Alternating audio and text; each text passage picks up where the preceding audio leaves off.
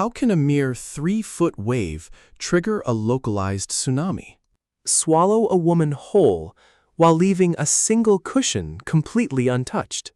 On April 4th, Brian Hooker claimed the Atlantic Ocean snatched his wife, Lynette, away from their small dinghy as she struggled to swim 1,000 feet back to their sailboat, the Soulmate. He insists a rogue wave pushed him away. He insists he could not jump in, but detectives are no longer looking at the ocean. They are looking closely at the digital. Breadcrumbs left behind in the dark, because the sea cannot hide secrets from the Coast Guard cyber forensics team. And what they just recovered from the boat's onboard navigation computer changes everything. The darkest secrets are always hidden in the data. If you crave deep investigative breakdowns that look Past the headlines and straight into the cold forensics, hit subscribe now. Let us examine the evidence together to understand how a criminal investigation can be turned completely upside down by a single piece of marine technology. We first must dissect the makeup of a perfect alibi, or more accurately, an alibi engineered to sound flawless to anyone who has never set foot on the open ocean. On the morning of April 4th, the vast shimmering waters off the coast became the setting for a highly unusual sequence of events, utterly detached from the laws of survival, that it instantly raised red flags for maritime law enforcement. Brian Hooker stood before detectives and spun a story of a sudden, catastrophic accident.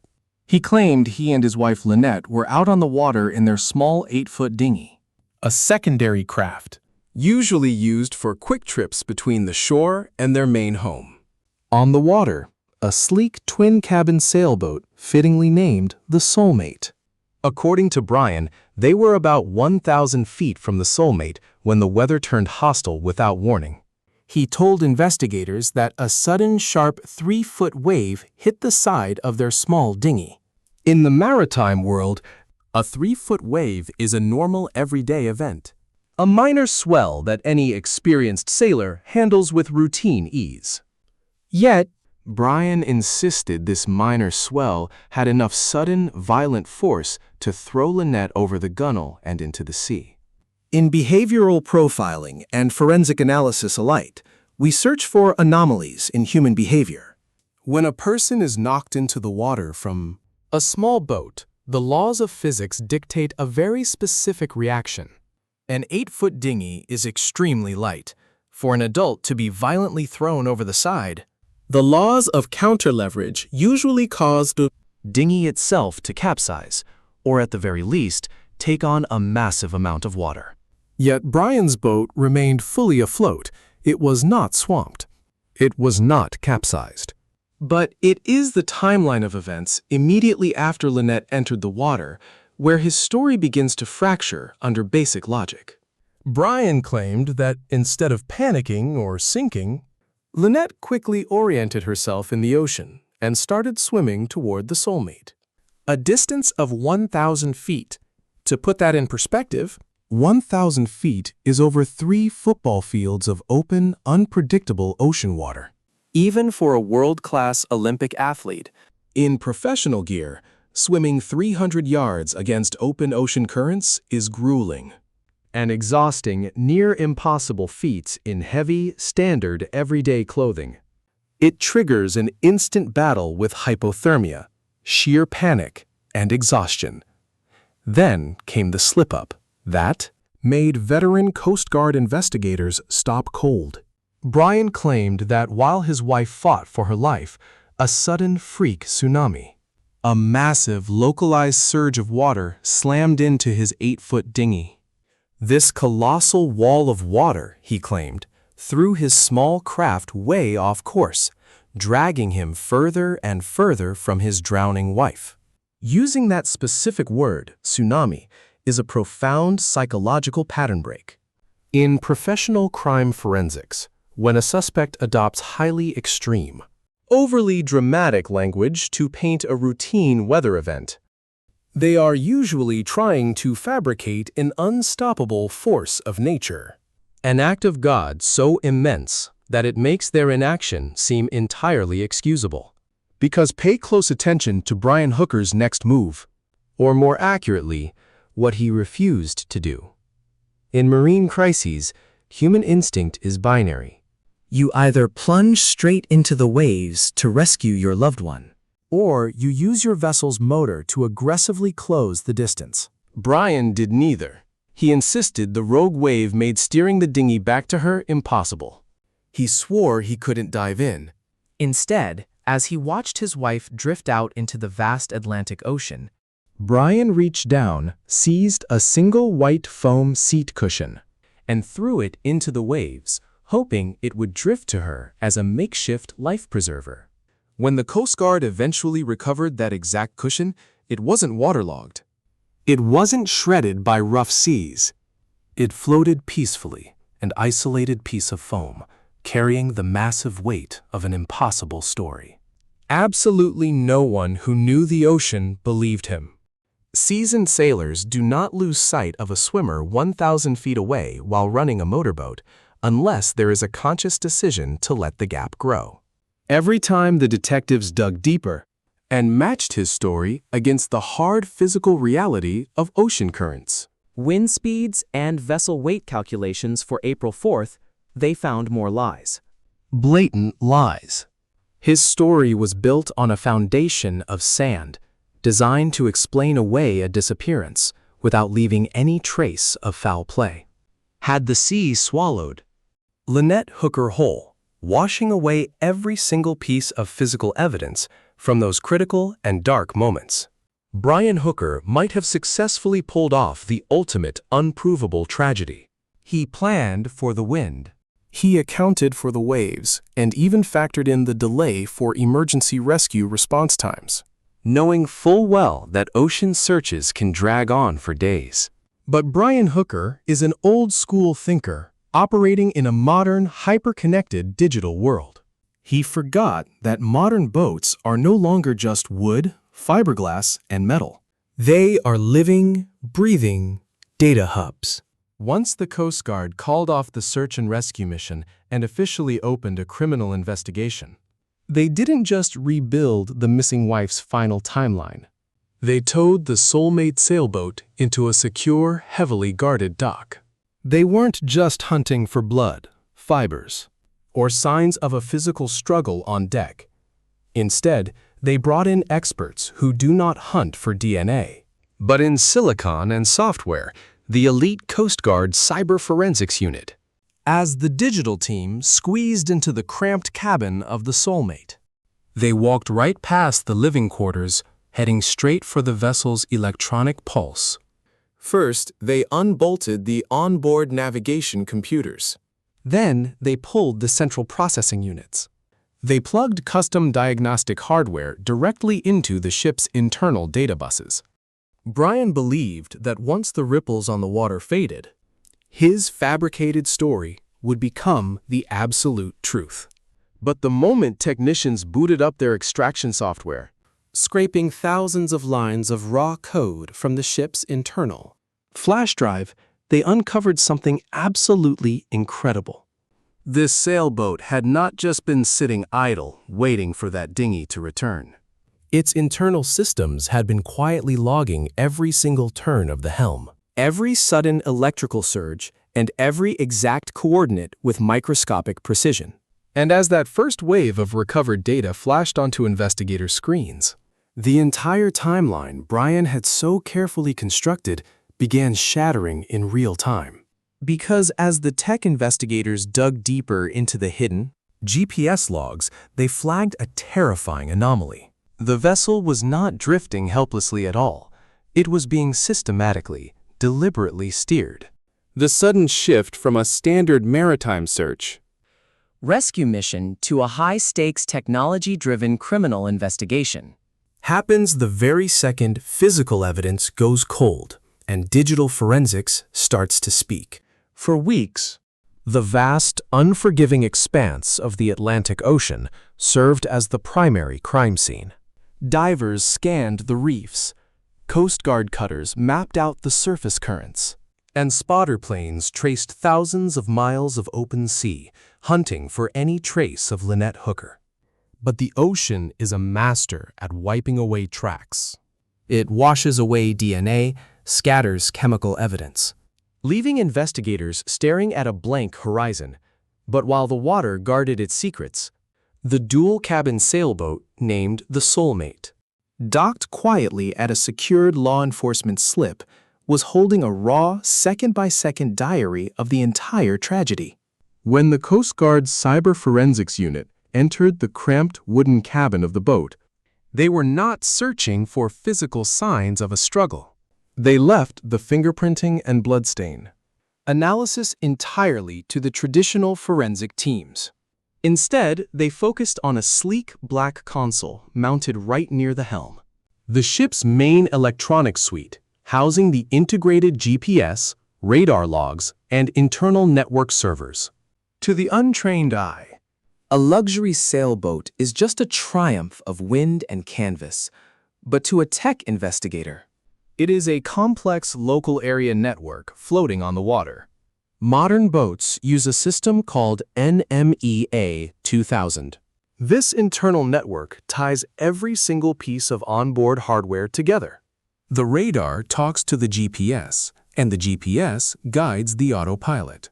The autopilot speaks to engine sensors, feeding a constant stream directly into a central flash memory chip hidden inside the main display terminal. Brian Hooker based his entire defense on the belief that out on the open sea, an alibi is untraceable. He told investigators that at the moment his wife fell from their 8-foot dinghy, the Soulmate was sitting completely still, securely anchored, drifting only within the small radius allowed by its anchor chain. He claimed he was totally helpless, stranded in a drifting dinghy while his massive sailboat drifted far out of reach, just a distant silhouette on the darkening ocean. But when the cyber forensics team unbolted the GPS unit and attached extraction clips directly to the board, they started pulling raw binary data, completely bypassing the user interface. They were going way past the basic map display that any sailor sees on screen. They were pulling the raw, unedited telemetry logs, system root files that simply cannot be altered or erased by standard user commands. What they recovered from that silicon chip turned the entire murder investigation upside down. As the first digital map popped up on the investigators' monitors, it did not show a vessel sitting quietly at anchor. Every modern marine system leaves a digital trail, and the Soulmate's track on the morning of April 4th was highly chaotic. Deep GPS logs showed that the sailboat's dual engines had not been idle. The boat's onboard network recorded a massive spike in electrical voltage, proving the twin diesel engines were fired up hours before Brian claimed the accident happened. But the satellite tracking data was even more damning. Modern marine GPS units track much more than just location. They log the exact heading, speed over ground, and even the turn rate, pinging global navigation satellites multiple times every single minute. These recovered logs proved that at the exact hour Brian claimed he was stranded in his dinghy, helplessly watching his wife drift away, the Soulmate was running a series of highly calculated, tight, geometric search patterns. The yacht was being steered systematically in a wide, sweeping grid formation. In professional maritime navigation, this exact maneuver is called a sector search, a highly precise, controlled pattern used by captains to locate someone lost in the water. This single piece of digital evidence completely shattered his timeline to pieces. If Brian's alibi was actually true, and he was trapped in that 8-foot dinghy, then who was standing at the helm of the Soulmate, Turning the wheel. throttling those twin diesel engines to execute a professional search pattern? The boat had no other crew. There were only 2 names registered on the ship's manifest: Brian and Lynette Hooker. The data offered a chillingly simple reality. Either Lynette was already gone while Brian was systematically steering the main sailboat, completely destroying his story about the dinghy accident, or someone else was steering the yacht while the crime went down. The forensics team dug deep into the system metadata, searching for physical human interaction behind the autopilot. They immediately pulled the autopilot logs. Autopilot systems rely entirely on preset coordinates. But the hard telemetry proved that during those critical hours, The autopilot had been manually switched off, repeatedly. A real person had their hands on the wheel, adjusting the throttle. the onboard system registered the precise mechanical force applied to the rudder linkages, Outlining a human operator who acted with cold, calculated precision. as forensic investigators matched the vessel's internal clock With regional cell tower pings and Starlink satellite logs, they stumbled upon a second, far more unsettling anomaly. A deep scan of the ship's computer revealed that a manual System reboot was attempted at exactly 4:12 a.m. the morning she vanished. Someone had accessed the system settings and tried to trigger a factory reset of the navigation history, hoping to entirely erase the digital footprints before investigators could seize the vessel. But what this person overlooked is that modern marine tech relies on secret backup partitions in the flash memory. although the main user logs appeared completely blank on the dashboard. The deeper telemetry database remained entirely intact, silently saving those ghost coordinates in the dark. As the second phase of this investigation came to an end, The story told by Brian Hooker was falling apart at the seams. The sea currents had not betrayed him. His own vessel did. Every single coordinate, engine rev, and physical turn of the helm became undeniable mathematical proof of a cover-up. his digital ghost trail was exposed. This was no longer a simple missing person case blamed on nature. They now held a precise map of a calculated deception. And those tracking logs pointed straight to a man who believed the ocean would hide his secrets. We are close to the final forensic breakthrough that turned this entire mystery on its head. Before we reveal the data, Make sure to subscribe now so you never miss another deep dive into these haunting true crime archive files. with the footprint of the deception now completely exposed by the ship's own computer, The case entered its most grueling and tactical phase. To the outside world, High-profile investigations are expected to move at breakneck speed. Once a major lie breaks, people demand sirens, handcuffs, and a swift public trial. but within the quiet walls of homicide units and Coast Guard intelligence offices, Exposing a massive lie is just the beginning of the journey. It is a clear signal to slow down, watch from the shadows, and play the long game. detectives knew precisely what Brian Hooker had pulled off. They had GPS logs showing the Soulmate ran a calculated search pattern while he claimed to be adrift in a raft. They had battery voltage details showing the diesel engines cranking to life hours before his reported timeline. They even traced the digital footprints of his failed attempt to erase the ship's hard drive at 4:12 a.m. But suspecting guilt and securing a conviction in a real courtroom are two very different hurdles. especially when the most crucial piece of physical evidence is still nowhere to be found. Lynette Hooker herself. In a no-body homicide case, prosecutors face an incredibly steep legal mountain. Without an official cause of death, Defense attorneys can easily spin endless alternative theories in court. They can claim the victim staged her own disappearance, simply walked away, or fell victim to some random boating accident.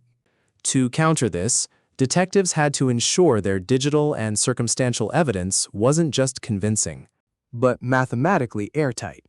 Every single loophole had to be welded shut before a warrant was signed. That is why, despite the media circus and growing public frustration, no new details emerged about Brian Hooker's arrest for weeks after the discovery. the authorities refused to operate on a media deadline. They knew a premature arrest would start a speedy trial clock, forcing the state to present its case before every single piece of forensic data was verified, Analyzed, and transformed into solid courtroom exhibits. Instead, they left Brian sweating in a silence of his own making. They tracked his movements, watched his patterns, and let him believe, even if only for a brief moment, that his ridiculous story about a freak tsunami and a floating cushion had actually bought him freedom. While Brian stewed in that tense silence, specialist data scientists and maritime engineers were busy turning those digital ghost pings from the Soulmate into an airtight reconstruction of April 4th. They cross-referenced the ship's own internal telemetry with outside data streams that Brian never could have anticipated. They pulled local ocean current data from national oceanographic databases, Wind speed logs from nearby weather buoys, and satellite connection logs from the regional Starlink servers that kept the boat connected. When you overlay real ocean currents with a boat's internal GPS logs, the numbers deliver a definitive verdict. If a boat is just drifting at anchor, its path perfectly mirrors the natural pull of the tide and push of the wind. But the experts proved the Soulmate was actually cutting right against those prevailing currents.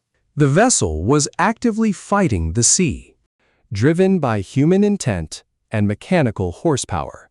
Then, the forensics team achieved a massive breakthrough by matching the exact seconds. The autopilot was manually overridden with the physical layout of the boat's dual helm. By measuring the exact resistance on rudder linkages recorded by the onboard computer, they reconstructed the actual physical effort needed to steer through those tight, repeating grid patterns. They proved this wasn't some computer glitch or a boat slipping its anchor chain. It was a deliberate manual operation that required constant human input. The final piece of this digital puzzle came from an incredibly detailed analysis of the ship's electrical power logs. Every time a device is plugged in, a light is turned on, or a power winch is activated on a modern sailboat. The onboard power system records a tiny, microscopic spike in amperage. Detectives found a massive drain on the ship's auxiliary batteries at the exact time Brian claimed he and Lynette were fast asleep below deck. The investigators traced that electric surge straight to the heavy winches, the machinery used to hoist and lower cargo over the ship's side. This digital evidence built an airtight wall. It proved that while Lynette Hooker drifted helplessly into the cold expanse of the Atlantic Ocean, Brian was no helpless bystander trapped inside a battered rescue dinghy. He was the mastermind behind her disappearance, using the heavy machinery of their floating home to seal her fate, then spinning a tragic accident story for the Coast Guard. This case of Lynette Hooker stands as a powerful testament to the massive evolution of modern criminal forensics. The old days of committing a crime and relying on nature's vastness to hide the truth are long gone. A suspect can scrub the decks. They can wipe away every fingerprint. And they can dump the physical evidence into an ocean trench 3,000 feet deep. But they can never silence the invisible witnesses built straight into our everyday modern lives. The microchips, the overhead satellite arrays, the server logs, and internal networks are constantly watching, constantly recording, and forever preserving the truth. As the final forensic reports are completed and passed to state prosecutors, the tense waiting game draws to a close. Investigators are waiting, armed not with speculation or theory, but with ironclad mathematical proof. Brian Hooker believed the deep ocean would wash away his crimes and leave him a perfect alibi.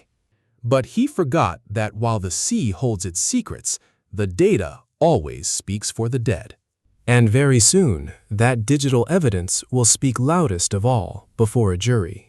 Thanks for sticking around. See you in the next video.